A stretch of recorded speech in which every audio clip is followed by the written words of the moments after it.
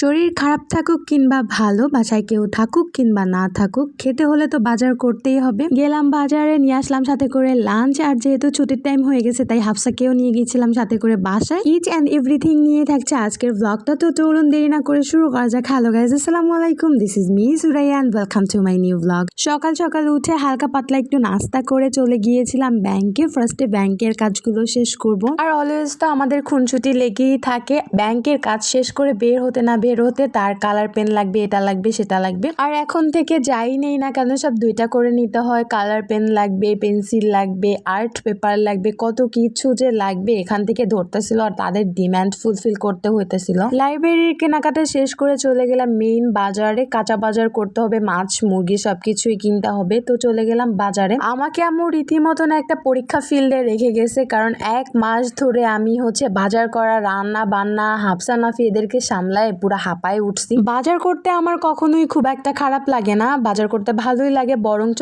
দাম দরাদরি কষাকষি করে বাজার করতে আমার বেশ ভালো লাগে। কিন্তু বাজার করা, সবকিছু রান্না বান্না একসাথে সামলানোটা একটু টাফ। এদিকে তো নাফি প্রথমবার বড় বাজারে এসে এক্সপিরিয়েন্স করতেছিল কিভাবে মাছ কিনতে হয়, মুরগি কিনতে হয়। শিখে রাখো, ইন ফিউচার কাজে দিবে। যাই হোক, মুরগি কেনা শেষ করে চলে গেলাম মাছের বাজারে। এখান থেকে বড় সাইজের একটা পাঙ্গাস মাছ নিয়ে নিলাম ওদের জন্য, কারণ ছাড়া মাছ খেতে ওদের আবার সুবিধা হয়। তো মাছ যেহেতু নিয়েছি, এত বড় মাছ তো আমার দ্বারা কাটা সম্ভব না, তাই মাছটাকে কাটায় নিলাম। এরপরে ভাবলাম যে লাঞ্চ তো করতে হবে কোনোভাবে, বাসায় গিয়ে এখন রান্না করব না, তাই হাজির থেকে নিয়ে নিলাম হাজির বিরিয়ানি। আমি আমার ম্যাক্সিমাম ভিডিওতে বলি যে বিরিয়ানি, তেহেরি, কাচ্চি যে কোনো আইটেম আমার খুবই পছন্দের। তো আজকে যেহেতু সুযোগ আছে, সো নিয়ে যাব না, এটা তো হতেই পারে না। এখান থেকে খাবার নিয়ে ঝটপট বাসায় চলে যাইতেছিলাম। ওদিকে তো পেটের ভিতরে ডাকাডাকি শুরু হয়ে গেছে যে কখন বাসায় গিয়ে লাঞ্চ করব।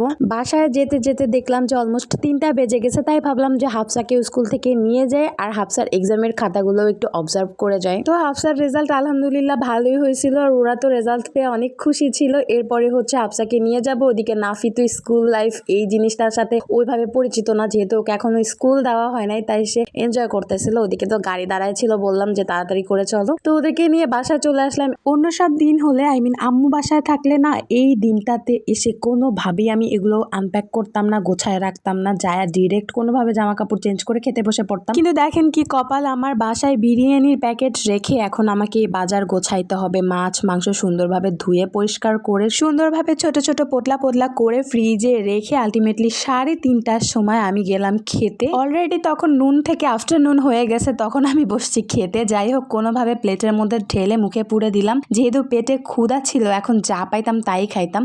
আর যেহেতু হাজির বিরিয়ানি, সো কথাই নাই, এটা নিয়ে নতুন করে রেটিং দেওয়ারও কিছু নাই। আশা করি ভিডিওটা আপনাদের ভালো লাগবে। খাওয়ার সময় না আর ভয়েস দিতে মন চায় না, কারণ এই ভয়েস আমি মোটামুটি আরো 1 উইক 2 উইকস পরে দিচ্ছি। দেখেই খেতে মন চাইতেছে, তাই ভিডিওটা আর লং না করি, খেতে খেতেই বিদায় নিচ্ছি। ভিডিওটা আশা করি আপনাদের সববার ভালো লাগবে। ভিডিওটা যদি ভালো লাগে লাইক কমেন্ট না করে কিন্তু যাবেন না। That's all for today. Allah Hafiz.